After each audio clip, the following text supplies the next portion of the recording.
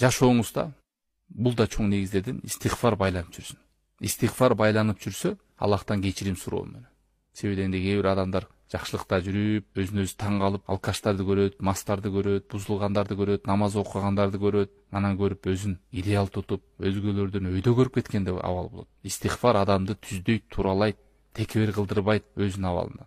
Жана жүрөгүнө токтукту, бейпилдикти, тынчтыкты, түнүктүктү алып келет. Нух сүрөсүндө Аллах таала айткандай: "Истагфиру раббакум иннаху кана гаффара."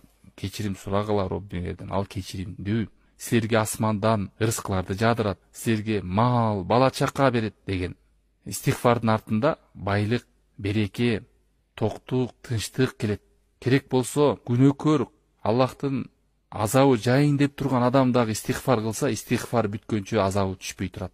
Ал эми мусулман адам истигфарда жүрсө, ибадатты, жашоону даамдуу кылат истигфар.